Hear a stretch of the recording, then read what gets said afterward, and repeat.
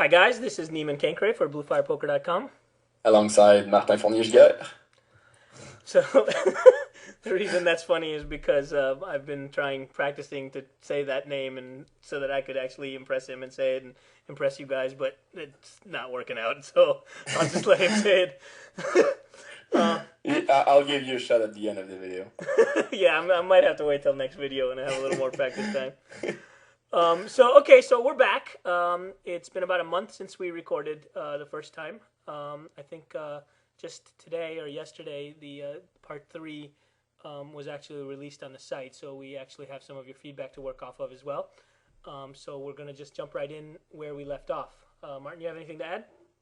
Nope. Let's do this. Okay, off we go.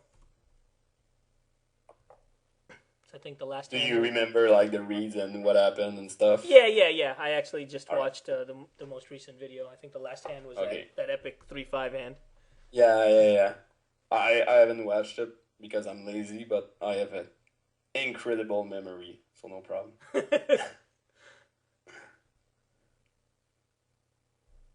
So far, so good.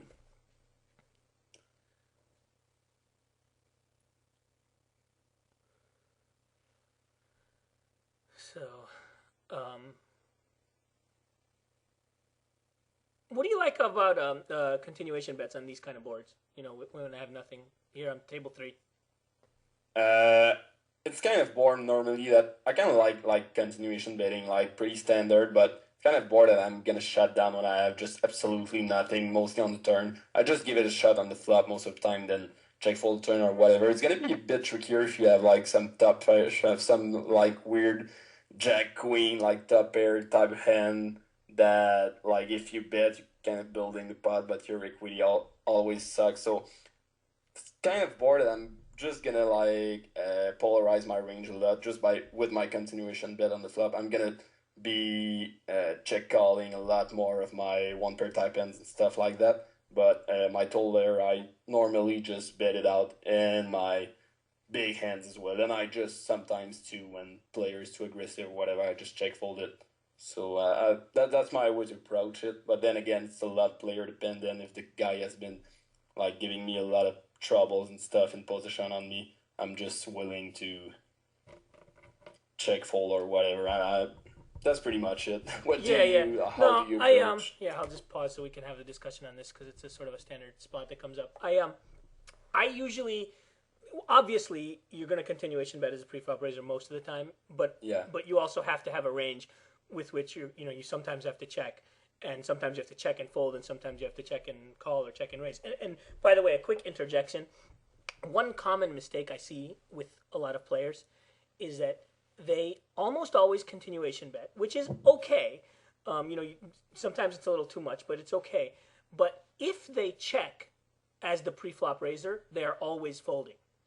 Yeah, that's a pretty common mistake. Yeah, and it basically makes you very exploitable because you have a lack of balance. And so when I play against these players, if they check, I am always betting, except if I have a monster. And if I have a monster, I'm always checking.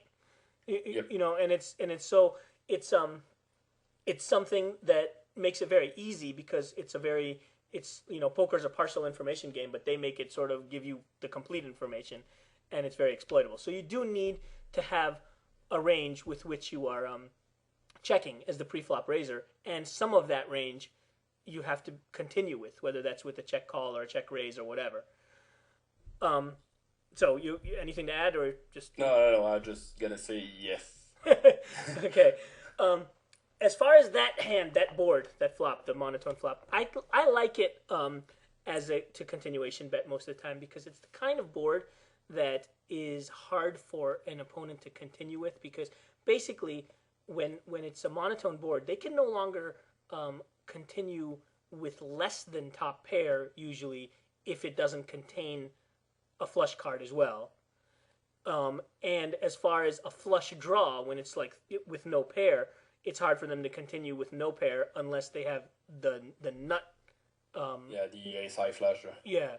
So I find that even though my range is kind of polarized, like you said, there's so little that they can continue with unless they want to play the leveling game and try to make plays at me and stuff, and that's hard for them to do because, if they raise that flop, it's just kind of BS. You know what I mean? Like, because their range is so polarized because there's not going to be much for them to raise there.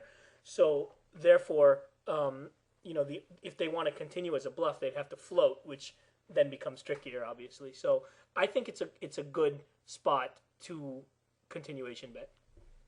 Yeah, I entirely agree, and I just want I just thought of something I'm trying to implement in my game a bit more for those who are playing deep games. I don't think it applies like at 100 big blind, but 200 big blinds. Doing stuff against better opponents and more aggressive opponents who have position on you and who are taking a lot of flops on you.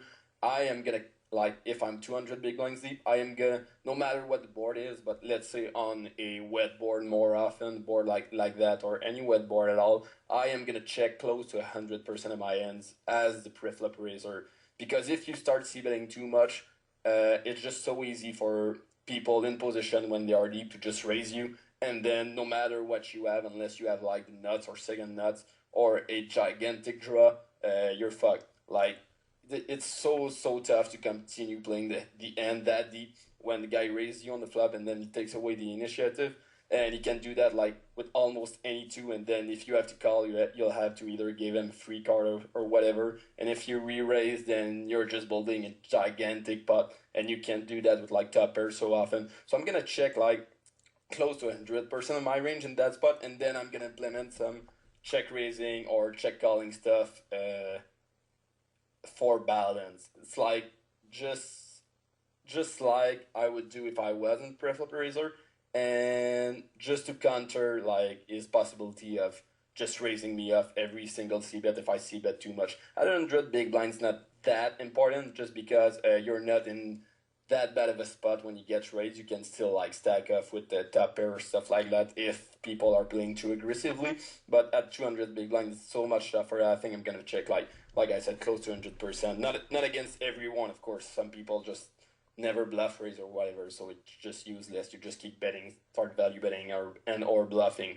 But against some tougher opponents that I just want to keep the pot small at 200 big blinds, like I said, I'm gonna check a lot out of position as pre-flop raiser. I don't know if you ever thought of that, or if you agree with that. Yeah, I agree 100%. I think that the game changes so much when you get deep, simply because the kinds of hands that you can defend your stack with go way down, in frequency. Yep. So therefore, if you can't defend your stack with it, you have to make sure that the pot doesn't get so big that you're in a position when to have you to. Are out of position.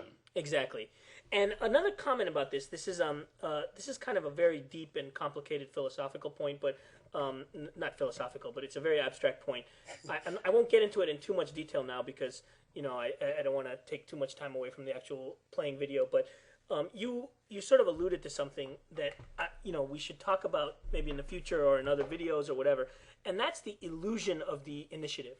I think it's sort of understood that the pre-flop raiser sort of has the right to bet.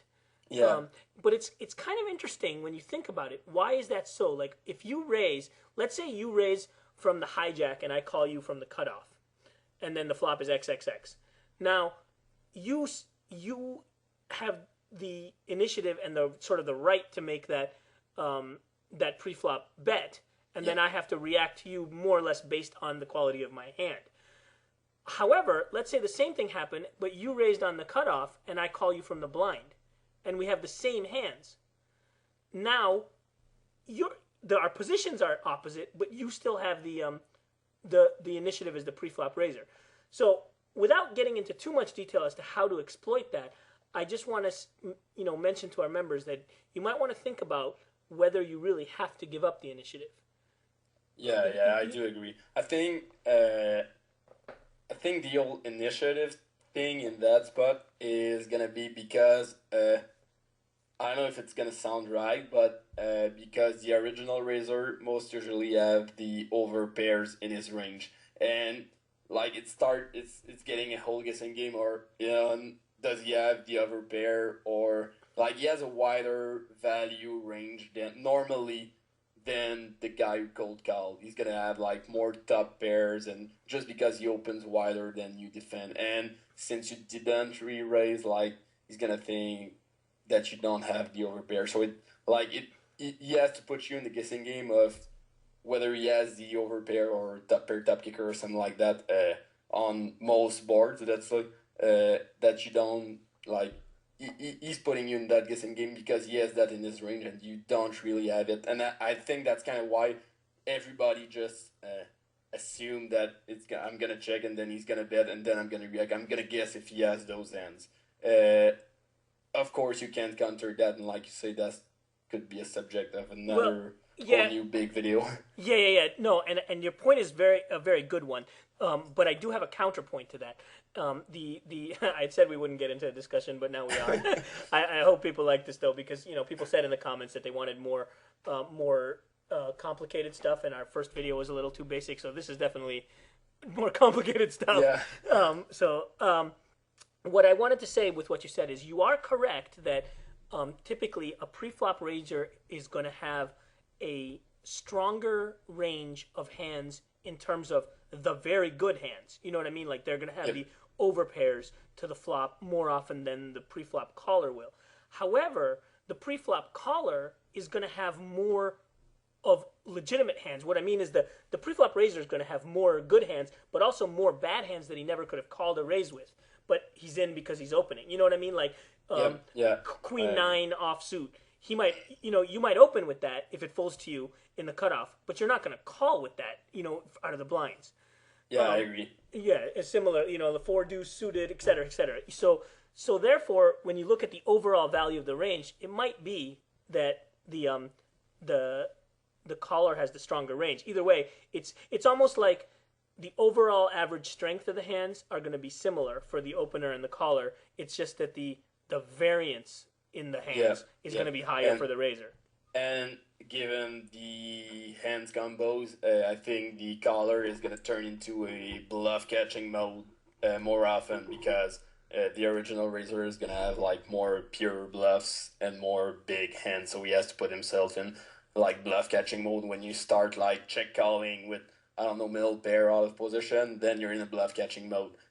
No matter how the board comes or whatever, you're kind of guessing, and you take stuff into account for that guessing, but it's still pretty much guessing. But yeah, you can start dunk leading, and if you start thinking, and it's funny that you're talking about it because I've been working on that, like starting dunk lead more and stuff, and like taking the initiative. It's gonna be a different game a bit, but like you can take the initiative when you're not the original raiser.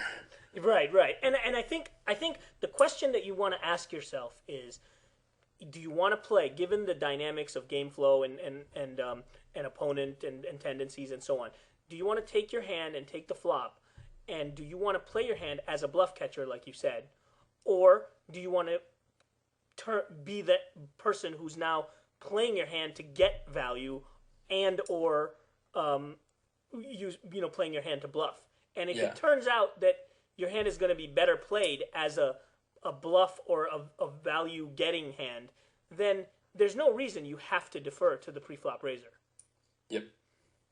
So again, we'll get into that in more detail in another video or another discussion. But unless you have anything to add, I'll keep running the video. No, that's pretty much it. If we see any spot like that, if it arises in the video, I think we'll talk about it a little more. But for now, let's just watch some hands. Okay. But yeah, that was pretty good. But like dunk leading, like people have been talking about dunk leading for like 2 years now, but still nobody does it. So it's still super tricky. Right, like, right. Not nobody, but almost like the big fishes and the very good players do it, but that's pretty much it. Yeah. I mean, one of the things, I think we talked about this in another video too, is, or maybe we didn't talk about the specifics of it, but people don't handle being led into very well. And typically what they do is, with a lot of their range, they should be calling as the pre-flop raiser if they're dunked into, but they seem to either fold too much or raise too much. And so basically, if you open pre-flop, and every time you don't flop anything and someone is donking into you often, you're just folding, if you find those guys, you can start donking into them and picking up all those little small pots. Similarly, we often find another kind of player, who I'm just going to pause here to talk about the hand on table 2 here in a minute. The other kind who just can't stand that when they're the pre-flop raiser and someone else has the audacity to take the first bet away from them, and then they just raise with their whole range. There's a lot of those players even in my games, and it's great. That's when I take hands like the 9-9 that we had in a previous video, on an 8-2-2 flop. I remember. And just lead it, hoping to get raised. But even though I don't want to re-raise and play my hand for stacks here, I want to get 2 bets in that way because my hand is going to be a big favorite over the range of hands that he's raising with. I totally agree, and it all comes down in the end to who you are playing and what's your read and how he's gonna react. So right, and the point being that, in my experience, people play worse when they're donked into than they do in the specter of the rest of their game. So because they're not used to as well. So it's all new gems, so they do mistakes. Right. And so the key is figure out how they're playing poorly, what it is that they're doing wrong, and then try to exploit that. Yep. So just a quick question here on table 2. You're fine with this bet here, right? Yep. Obviously. Now my question is, how are you going to handle a raise? If it happens, I don't remember. Cool that we just had this discussion because it's gonna depend 100% on the guy. I think I'm playing against without any read. Like if I don't have any read, it's because the guy is not a regular, because I just play in the same games over and over, and it's because he's gonna suck. So if I think this is just a big fish and he's check raising me, it's gonna depend on the amount and the timing as well. But most of the time, I think I'm just gonna call most of the time and then reevaluate the turn. But if I have some reason to believe that he's gonna fall to another bet or whatever, but like let's say my default plays a call here if I get raised. Okay, yeah. I was asking because my default play is a call too, but I wonder about these kind of situations whether it should be or not, because you're very rarely in very bad shape. And I would hate to miss the opportunity to get it all in with a hand like 4-4 or something, or 4-5. Yeah, I'd hate to miss that opportunity. And no matter what he has, unless he has 7-4, I can't be in horrendous shape. Yeah, I do agree that. This board, get it in could be better as well, because he's gonna get it in with a lot of 2-over cards and flush draw, or a set, but you're not in horrendous shape against a set, and he could have 4-5. So I think that maybe getting it in on that board is gonna be better. And if you just call and let's say clubs comes on turn, and if he was bluffing, then he's gonna bluff you again, and you're out of there. So I think maybe you might be onto something. You might be right that just getting it in 100 big blinds deep, with $500 deep here, it's kind of a bit trickier because you might not stack off. If it's good, he's not gonna stack off with Jack 10 of clubs because it would suck. But I think 100 big blinds deep most of the time. I think you're onto something. I don't know if you agree. Yeah, I think the key here is the fact that I have top pair with it. So against my hand may be good, unimproved against a lot of what he has, and it's never an awful shape except if he has the straight. That's why, for example, I would usually get it all in here if I had a hand Ace 3 of clubs, or 8-7 of clubs. You know what I mean? So if I'm getting it in with those hands, part of the reasoning is no matter what he has, I can't be in awful shape, and I don't know exactly what I need. For example, supposing I have 3-4 of clubs, I might get it all in and then win against Ace Queen of clubs, with when it bricks out. Yeah. But if I call, I'm going to be put in a weird position. So this hand, I'm starting to think, and I'm sort of thinking out loud here. I think I'm 100 big blinds. The right play might be to re-raise here, given that I have 6-4. Notice that that's very different than if I had 3-4. And the board is pretty good for it too. If the board is let's say Jack 10, 8, and you have like Jack 9, Jack 10, 8 with maybe not Jack 10, 8. Wait a second. Like Queen 10, 9, and you have Queen Jack, and there's a flush draw. It's still pretty good, but like his range is gonna be a bit stronger just because he can have the straight a lot. Right. There. Because he just doesn't ever have the straight with 7-4 if he's not defending 7-4. If he's a regular or whatever, then the play becomes a lot better on that board. So you want to go ahead and look at every board specifically, like treat every board differently. But here, yeah, I think 100 big blinds deep on that specific board, just getting it in would be better, I think. Yeah. I totally agree. I agree with your second point too. Like if it was, Queen 10-9, then it's a much different story because and like the fact that if you have the Queen top pair, there are a lot less scare cards on the turn that he could like bluff you if you only call or stuff like that. So yeah, right. But on that board, since pretty much every turn card is gonna suck, except for the turn cards that make your hand. But then if it makes your hand like it's not very well concealed, unless you think that the other player is bluffing a lot, and then if might like use that a to bluff. or a 7 comes, he's gonna bluff his whole stack every time. Then you might want to call. But if he was on a set and then 7 come, you might not even stack him for his whole stack. So that kind of sucks. Right. So I guess the conclusion. I mean, obviously, all of this is flexible as always for game flow and opponent. But the conclusion I think we're drawing is on a low or medium board, if you have top pair and a straight draw, you can go ahead and get it in for 100 big blinds. If the board is higher and more in the playing range, you want to just call. And if you have something that's less than top pair and a straight draw, say I had pocket fours here or something like that, 4, 5, 4, then I might want to think about then it becomes closer. Yeah. Just because he could have the top pair with a straight draw, against which you're totally crushed. Yeah. Okay. Pretty interesting. Yeah. Cool. And let's say just out of position for the record, I'm just stacking off like pretty much every time, just because it's gonna be unplayable on further streets when you're out of position with that kind of hand. So in position, you're calling just to use your position actually, but out of position, like I said, it's gonna be so unplayable that. Yep, I definitely agree with that. Again, with it being 100 big blinds, I don't think I want to stack off with this if it's 300 big blinds or whatever. Right. Quick, still on this hand, do you agree with me not betting the turn? Yep. Okay. Yeah, just because my hand does. Just because you could have like 7s and 8s. Right, like which that. He's never folding. And you're gonna get value out of his missed clubs drawn the river when he misses. When you check, he's gonna fire that a lot, and you don't have much value. You have good like showdown value, so it's pretty standard. I think. Okay. I'm just wondering that a lot of his range might be weighted towards draws there on that flop when he calls.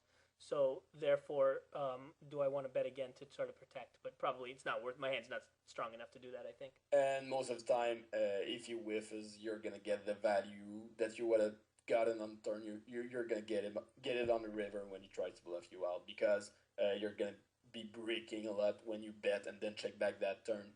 Most of the time, you're just gonna have like nothing at all, so he can go ahead. He knows that he can go ahead and fire the river as a bluff, and it's gonna be profitable. Yeah. Good point. Because most hands that I would have that are not air are gonna fire again on the turn. Yeah, obviously. Then that's why he's gonna bluff all of his clubs and I know ace-4 and stuff like that, 7-8, stuff like that. Yep.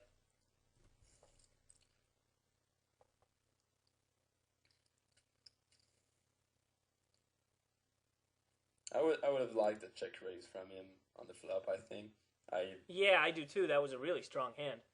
And I don't really like this check call. I definitely agree. 2 overs, a straight draw to the nuts plus the club draw. Especially with none of his draws being concealed. Yeah. And him being pretty deep. Like when he hits one of his draws, he's never ever gonna like stack off an overpair or something like that. Yeah. Just because it's going to be like either a 4 straight board or a flush board. So I think it's standard check raise from him. Pretty big mistake. Actually, you know what? I'm going to pause this. I don't agree with you, Martin. I think check calling is poor. However, I think leading that flop is better. The reason is when he leads that flop, I'm going to look at it and say, okay, he called my raise pre-flop, and now he's leading. He's either just slapping around and trying to steal, or he's got some kind of medium pair or something that he decides he can lead because it's an overpair to this tiny board. That's going to be my thought process. And if I fold overcards, that's great. He's not going to mind taking the pot down there. If I call, that's okay. But if I raise, he can then get the whole thing in on the flop. The problem with a check raise is if I call a check raise, it's going to put him in an awkward position on a brick turn. You know what I mean? Totally agree that was a great spot to dunk lead. And just a quick note, every dunk lead, I tend to make them on boards where I am going to be dunk leading plus shoving over a raise a lot, and that's that kind of board. I'm gonna do the dunk leads here with either a big draw like he had, either a set or total air a lot, so that he can't raise every time just because I'm gonna be shoving. He can't raise bluff really that much for all the times that I've aired because I'm balancing with my draws and my big hands. So yeah, that type of board and that type of hands, I do agree that dunk leading I think is way better. But you should also have a range of hands that you will donk and then call a raise, not re-raise as well. Yeah, I do have one, but on that type of board, I think it's gonna be a bit trickier to have one. Like I don't really like dunking and then calling a raise with, let's say, pocket eights on that board. That was exactly the hand I was exactly gonna say. Like, what if you had pocket eight? Because I think that's one of these places where we might differ, because I would tend to lead with pocket eights on that board and call a raise. Okay, and how are you gonna play the turn? See, that's where it comes down to using my ability to exploit my opponent's frequencies and whatever lack of balance they have better than they do mine. So basically, I will do that. So now I get 2 bets in with a hand that I think is going to be the best, but a hand that's not nearly good enough to check raise, obviously. And that way, it doesn't allow him to just check back that flop and get a free card with a 6-outer. And then if he continues barreling, I'm just going to use my gauge, right, of how often. Like, if I'm playing against an excellent opponent that is firing again after raising the flop on the turn, and if I call on the turn on the river with a very well balanced frequency, then I won't.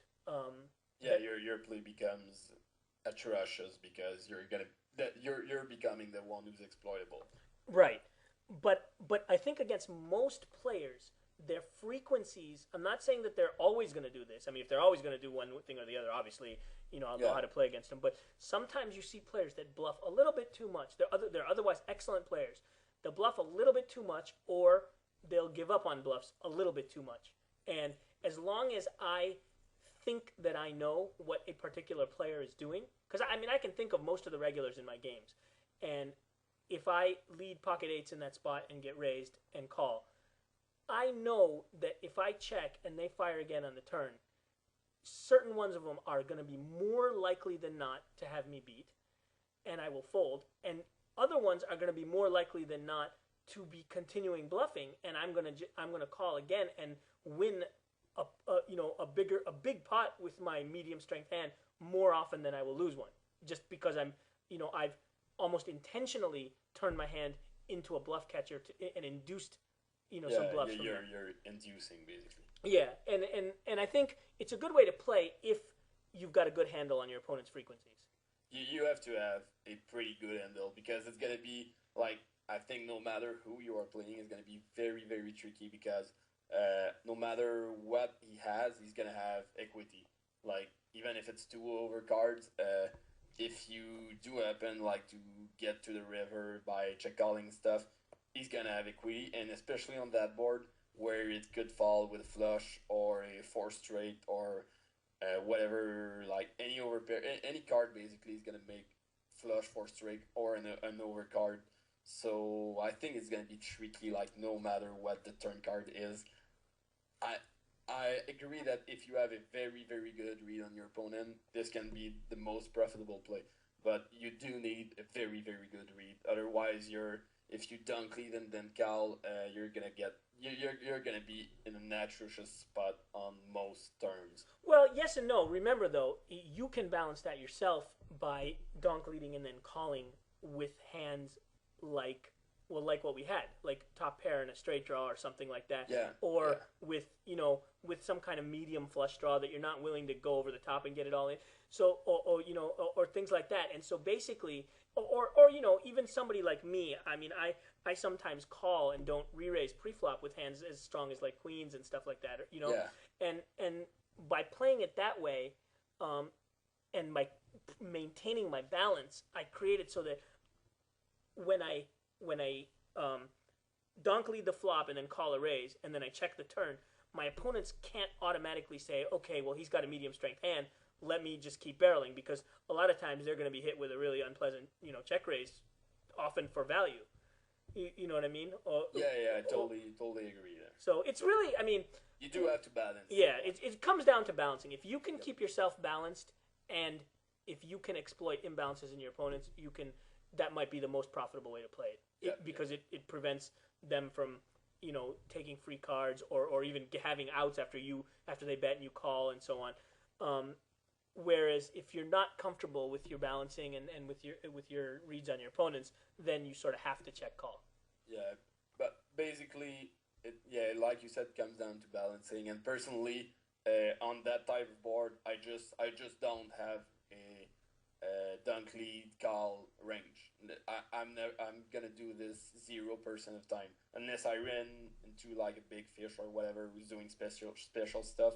But against most regulars, I just don't have that range at all. It's not a big mistake. I'm just not comfortable playing any end that way and trying to balance that. But if you are comfortable doing it, it's gonna be just great, because people won't see that very often, and very often they're gonna react badly to that, so they're gonna make mistakes. And it's because of that last point, the fact that people just don't really react well to donk lead. It's a huge part of my game. I donk lead into the preflop raiser with a huge array of hands that most people would pure bluffs, as well as sometimes another thing I do that this is not going on in one of these hands, but I think it's a very valuable discussion. Another thing that I do is a lot of times I will donk lead into a board that is semi-coordinated, that is likely that there's a whole bunch of turn cards that can come that will look scary, so that you know what I mean. So even if I have complete air, like, so let's look at that. Look at the table 3 there. That 7-6-4 board with the 2 hearts. Yep. If I had called a raise pre-flop with Jack 10 of diamonds, I still might donk lead that board, just simply because I like, if I get called there by the pre-flop raiser, not raised, I like a heart, a 5, an 8, possibly a 7, as well as a Jack or a 10 for me on the turn. It gives me a whole bunch of turn cards with which I can possibly win the pot. And so I'll sometimes donk lead with just complete air but not on just random boards. I'll do it on boards that will tend to get scary. Yeah, you can't really do that much on total dry boards. Like, you can, but it's gonna be different on like King 7 Deuce Rainbow. But I do agree. When I dunk lead on that type of board too, just because of what you mentioned. Yeah. Okay, cool. Should I continue? Yep.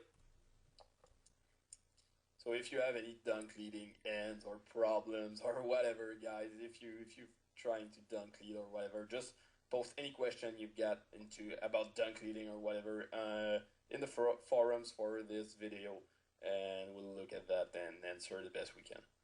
Yeah. Because it's kind of a spot that every single dunk leading spot is going to be different, because you can't play any 2 opponents the same, and you can't play any 2 boards the same. So every combination of board and opponent, like, there are thousands and thousands of them, and you're gonna have some reasons to make certain plays or whatever. So it's gonna be different a lot. Yeah, exactly, and that's a very good point. And I think just to expand on what Martin just said, I think we sometimes we see people ask in the forums, they'll ask a question like, okay, you donk lead and then the turn bricks off. What are you going to do next?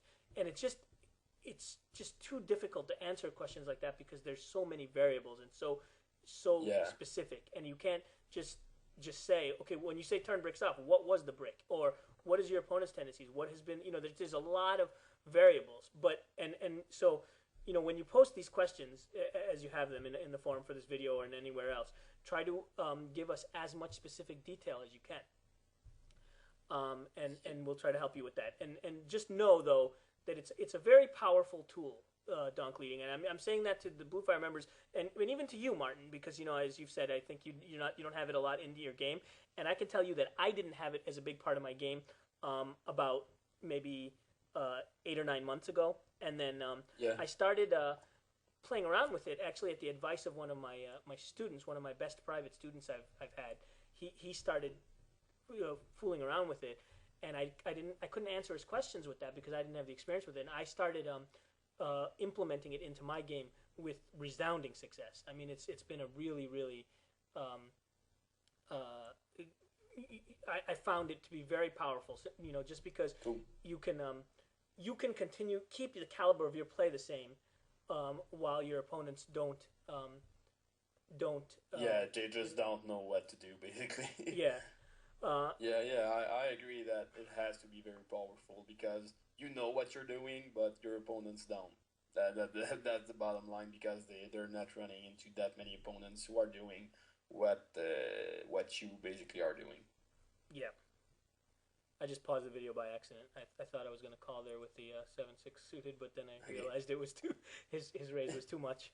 Usually, you can't call just because of the guy behind you who has like 50 big blinds. No, that's what it was. I was gonna say usually I call with those kind of hands, but that's what it was. The guy who had 50 big blinds behind me, I think a lot of the time they're just gonna, guys are buying short, and that kind of stuff happens. They just close their eyes and ship it, and obviously then it leaves me in terrible shape. So that's why I folded.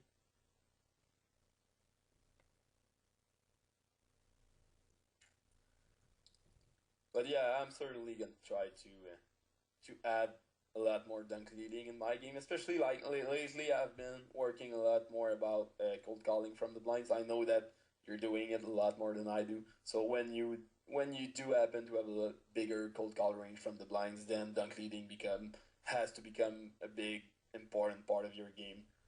Like a couple of years ago, I was just like never ever.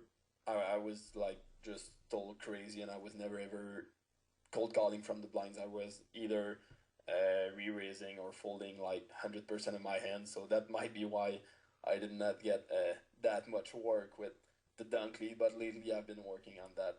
And yes, it is really important to have it in your range when you are cold calling a lot. I see a lot of people cold calling a lot and then never ever dunk leading, and it's so easy. I'm gonna open any two from the cutoff or the button against this guy just because I get to play every hand in position with the initiative, and it's just gonna be so easy. Yeah, exactly, and that's what it is. I think a lot of people, like you're describing the way you used to be, they try to seize the initiative from the donk raiser by re-raising. I seize the initiative simply by I get to act first on the flop. I'm not always checking to him. I'll lead and make him have to deal with the strength of his hand to make a decision. And I just love it. Why? I just forgot what I was going to say, but I love the idea of cold calling more than dunk leading more. Just because basically it keeps the pot smaller and you're out of position against bad opponents who are just gonna like fold to every continuation bet when you've 3-bet pre-flop. Just 3-bet pre-flop and continuation bet. It's like free money. But against much tougher opponents, you just keep the pot a lot smaller. And I love to do that when I move up and play some 10-20 deep or stuff like that, and I ran into like the best opponents that I'm playing against, some guys that I have in mind or whatever, I might not even have a 3-betting range because I just want to keep every pot small pre-flop when I am out of position, because I know they're going to make my life very, very tough, like 150 big blinds and up when I 3-bet and they call in position. So I just keep every pot small.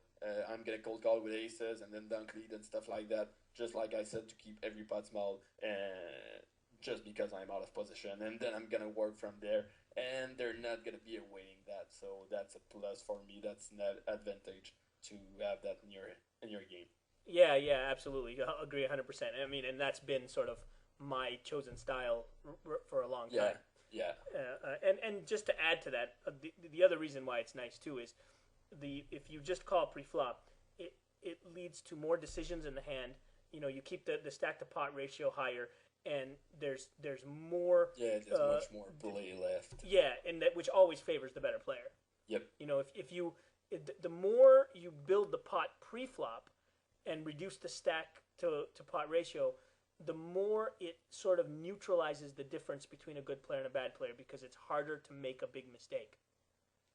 Yeah, I do agree, but at the same time, that kind of contradict what I just said because I tend to do that against better players just because I want to keep the pot small. I do agree that we're gonna have a lot more play left, but the mistakes that I'm gonna do when the pot is small are a lot smaller. Yeah, and well, not to mention though, I mean, you haven't exactly contradicted either because it's like you said, there are some bad players that simply will, you know, when you find a bad player, you know, if you can figure out, it's not enough to just say they're a bad player. You want to figure out how they're bad, and like you said, there's certain players that will just call three bets and then fold to the continuation bet over and over and over again. You know, in fact, I had developed sort of a leak in my game, you know, last year when I had sort of a bad year, and I started doing that. My game got a little too loose, and I was just calling pre-flop too much and then folding, you know, to the continuation bet. So I just lost these small but like medium to small pots over and over and over again. So and that's huge money on the long run. Exactly. Okay. Table 2, I 3-bet this using the principle that you know, my hand was pretty good, has some playability, but not quite good enough to call with, and Chico had been opening a lot, and now I flopped top pair with a disgusting kicker. So, I don't know what I did. I think I checked, and if I didn't, that's what my tendency would be to do. Do you agree with that? Simply because it's not a hand that I want to just keep blasting away, because if he's going to play for it, he's probably going to have me beat. But at the same time, by checking, I'm not going to get overcarded unless an ace hits, and I may get 1 or 2 bets later from him with a hand like pocket tens or something. I do kind of agree, but once again, it depends a lot on the player, and I think that against anyone who's a regular and who knows my game a little bit, I am gonna bet like 100% of the time here, just because I am gonna bet with 100% of my hands on that board when I've re-raised pre-flop. So I do want to go ahead and bet with any pair of kings as well, because he's gonna know that I do have a lot of hair in my range when I see bet here. So I have to balance by betting my pair of kings and stuff like that. So I think my tendency is gonna be to bet, but I get the points for checking as well. Well, I'd like to talk a little bit more about that because I'm not sure if I agree with you there. If you're saying you would bet 100% of your range, would you bet pocket queens here? Yep. So, what exactly are you doing when you bet the pocket queens? You're betting them for value? I'm betting them and then I'm reevaluating. But yes, it's for value, but it doesn't mean that I'm gonna stack off. But yeah, most of the time it's for value, especially on that board where there's a big there's a big gap between the king and the 5. So I think he's gonna call with pocket sixes. Okay. Okay. So let me ask you this though. So I expected you to answer that way. Now my question is, if you bet pocket queens and you get called, yep. What's your plan? Let's say the turn is another deuce. Most of the time I'm gonna check there. Okay. Or I might bet. I don't have a definite plan. I might check, or I might bet if I think he's gonna call 2 barrels because I think he's gonna think that I'm 2 barreling a lot or whatever. Just between the history, but I do agree that that's gonna sound pretty weird. But I tend to check or bet and just go with the flow of the game. That's kind of spot that for some reason, most of the time, I know when he is likely to be making a move and when he's gonna have a king. You can show me you could show me hands that I've played that it's the exact same spots 2 times in a row, and I do 2 opposite things, and you're gonna ask me why did you do that? I'm gonna answer because that time he was making a move and that time he was not. but there's no. It's hard to put. No, I understand. I mean, there's something to be said about game flow. Like things that have happened and just in the very immediate last 3 minutes at a particular table or something. Just the number of times that he's had to fold to a re-raise recently, or etc. So I definitely understand what you're saying. I just don't. I just feel like it's sort of in keeping with what we talked about earlier. This is a 3-bet pot, so it's a little bit different. But we were talking at the beginning of this video that you have to have a range of hands as the pre-flop raiser that you're checking with and not giving up. Yep. Right. And you gave the example on a monotone flop of Jack 7-3, I think it was, that if you had Queen Jack without a flush draw, you might check call there. Yep. I feel like the same principle applies when you're dealing with you're a re-raiser pre-flop, yep. and you need to have a range of hands that you're going to check and not fold. And I think that the hands like this, so just so that when you're a little bit weaker and you check, you can't always just get bluffed by your opponent. Which also allows you to sometimes bluff on the turn after checking on the flop with a hand that you would have folded, and it also lets you get value out of more marginal hands, and you don't always have to expose yourself by always having the 3-bet. I mean, always having the c-bet. I totally agree. I totally agree that yes, you should have like that checking range that you're not giving up and stuff. But personally, it's like I'm doing what you're talking about like 95% of the time, but on that exact board, I just don't have a checking range at all. And that's why I kind of feel against bad players, I'm going to switch, but against players that kind of, like I said, who are regulars, who kind of know my game, I feel like I have to bet 100% for value and make my values thinner just because I'm bluffing more. And it's it's gonna put me in a bit more tougher spots, but I'm gonna be looking for a very thin value here because of my own game and my own image.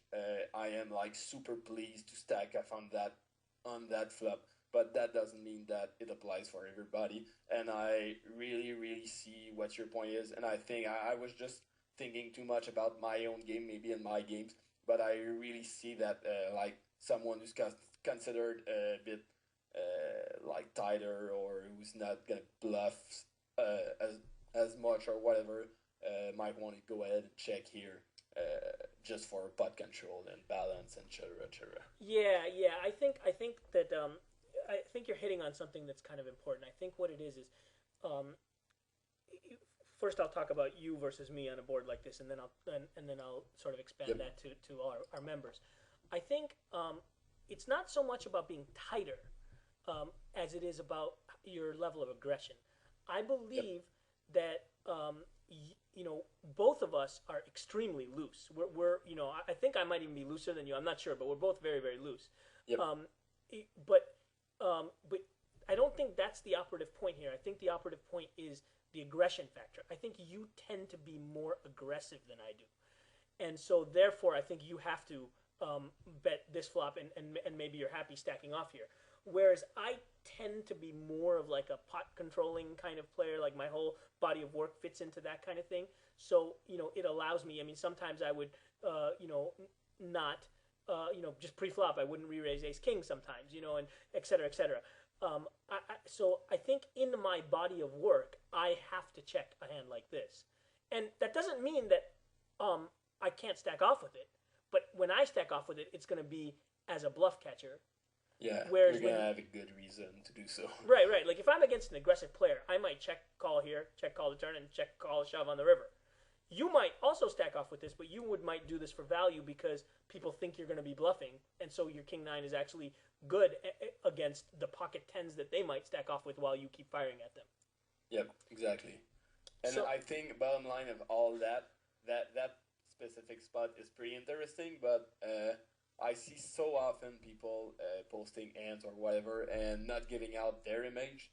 And I think most of the time your own image or what your opponent think is your image or whatever is even more important than how your opponent is playing. Even if you don't have a great read on your opponent, if you have a great read on how he sees you, then it's gonna be like one play is gonna become atrocious. One play that was good if you had another image or whatever. Like your own image is so important, and people just don't get that much.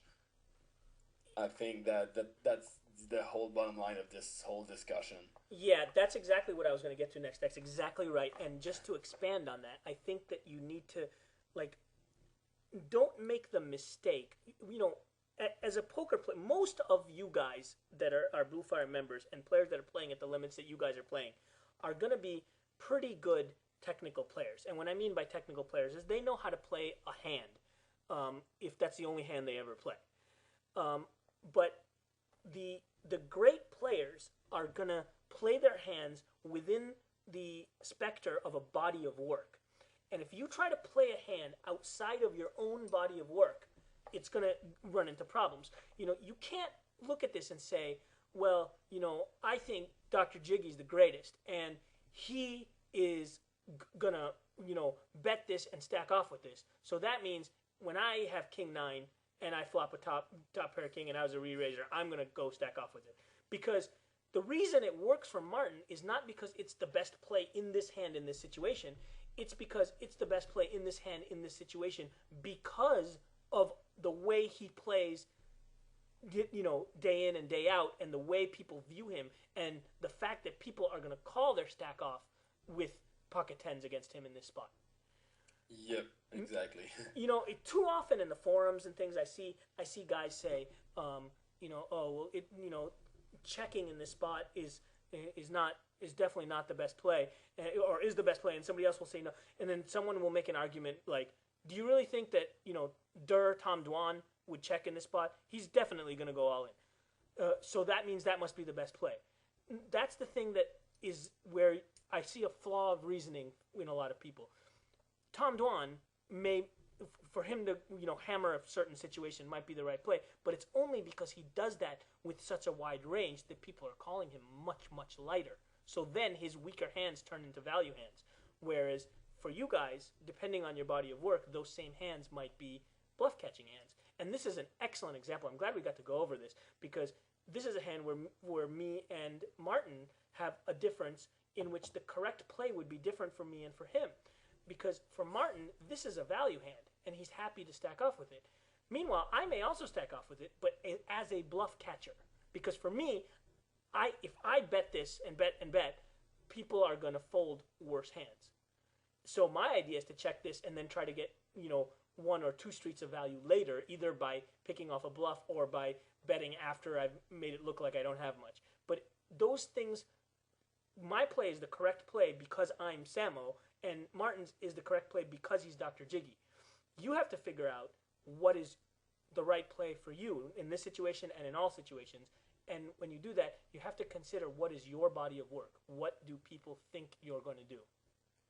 Yeah, basically, you want, and I say that all the time. I know that I say that all the time in my videos or in the forums or whatever. You want to play poker. You don't want to just play the book or whatever. It's all about playing this situation, this exact situation. And that's why I've never been such a big fan of, like, I don't know, precise, like, random situations, and people say, okay, this is the correct play and this is the correct play.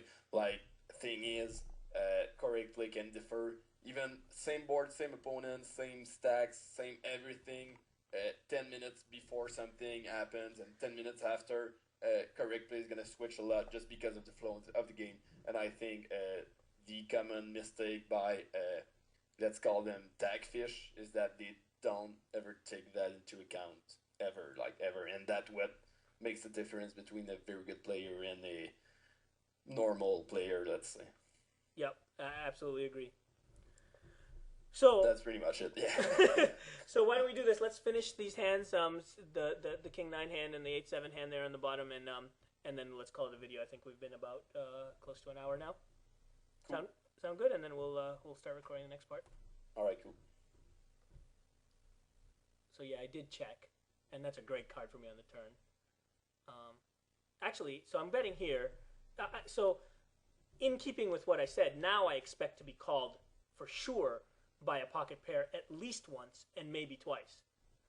The only problem that I see is that against a pretty good player, a player who might know your game or whatever, you are gonna have here exactly what you are representing, which is like pocket jacks or queens or tens, and like any weak king. Well, Because remember though. you're Remember gonna by be. Sorry, yeah, go ahead. Sorry. no. I was gonna say I understand your point. Sorry, I should have let you finish. But what I was gonna say is because it becomes a leveling thing. Yeah. Because I am check protected, and what I mean by that is when I check, I do check hands like that, so they can't just bet into me. Because I am check protected, air as well. yeah. So I will often check with the intention of folding. Like let's say I had a hand like whatever, ace jack offsuit there. I might bet that on the flop, but I might check with the intention of folding. But if it checks through, I'll often bet that on the turn, simply because of what you said, because I know it now looks like I have a semi-decent hand, a medium king or pocket queens or jacks or something like that. You know what I mean? So, but I can wait to make sure they're not strong, given that they don't bet the flop, to then start my bluff on the turn. Yeah, I totally agree. As long as you're balancing it, and as long as you are using what you are representing to make some plays with other ends, then it is super correct. And I know you're doing it because you're very good. But I see a lot of players here who are gonna check that like close to 100% with like pocket jacks and never ever check with air. Like when they check, they have like I said, tens, jacks, queens, or king low. Like 95% of time. I know that you don't have that because you're balancing well with air and or monsters. Sometimes you might go ahead and check aces here for some reason, for some against some opponents. But my point was, so many players just don't do it, and they just become an open book. Like, and that's another big point, like big factor. So many players are so worried about making theoretical mistakes that they all play like an open book.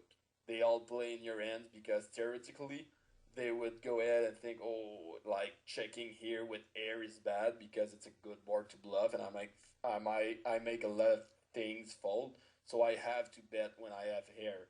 But they're just playing in your hands. They're just opening their game so much like to you, and I see that mistake like very very often. That's why I wanted to point out the fact that you can't go ahead and like check every time you have queens or jacks here if you're not balancing it with big ends and air. Exactly. And similarly, if you do check with the intention of folding and it checks through, sometimes you have to bet on the turn. Yep. Yeah, same kind of thing. I mean, this is what it comes down to, and this is a good topic to conclude the video with, because it's just about the most important thing in poker, really. The first step in being a good poker player is to learn how to play technically. To understand how to handle concepts like way ahead and way behind, and things like that. How to sort of play, how many outs do you have here, and so on. But once you get that foundation set, really playing poker is all about balancing, keeping yourself balanced, and finding and attacking imbalances in your opponents. And whoever does that the best is the biggest winner. End of story. That's all there is to it. I might want to switch to attacking unbalanced players and then balancing yourself. You don't want to be so focused on balancing yourself that you're not making enough moves against people who don't even know that you are unbalanced. Like, you have to balance because you're playing against pretty good players. But personally, I make unbalanced stuff like every single day.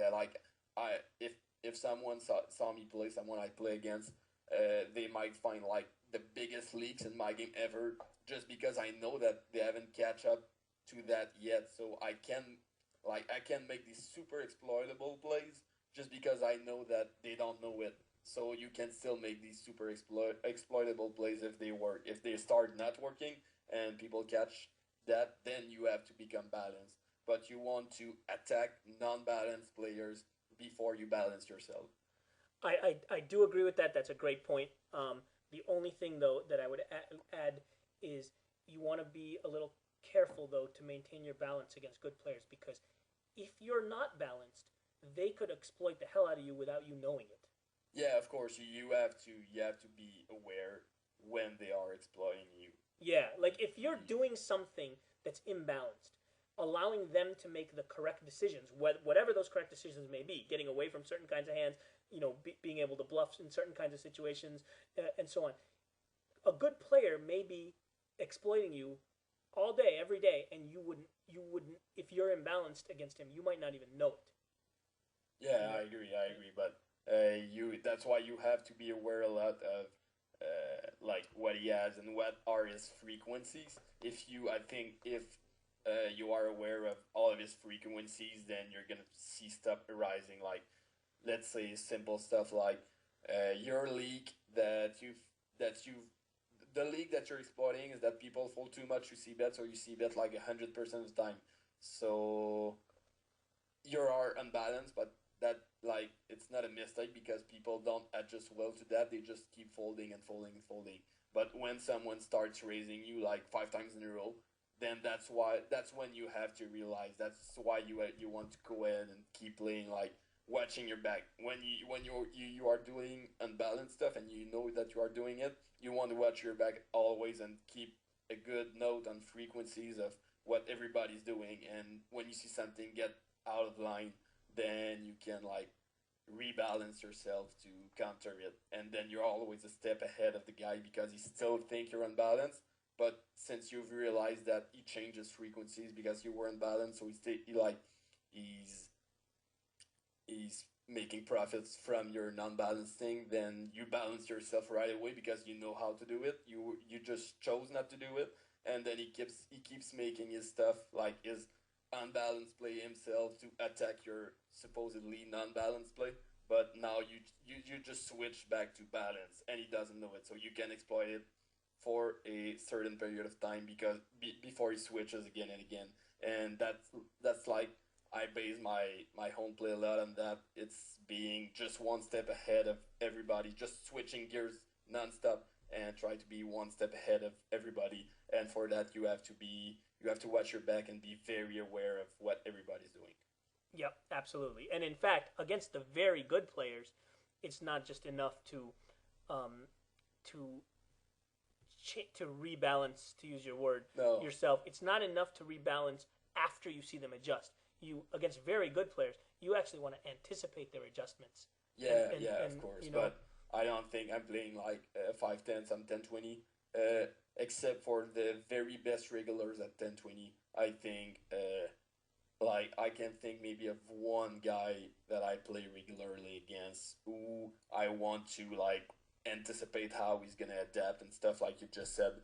But I think most of the guys, so like, don't be afraid, guys, of switching gears, because unless you're playing super high stakes and you're listening to it, chances are you're playing like 5-10 or lower. So most of the time it applies. What I just say, it applies, and very great players are not gonna like pop up everywhere. So don't be too afraid of them.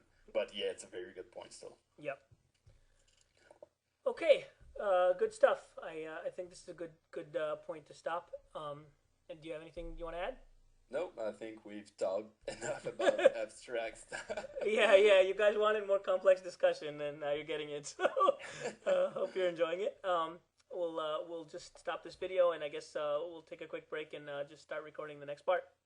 Yep. This is Niman Kinkray and Dr. Jiggy. That's all I'm gonna say. All right. Next video. Beginning of next video.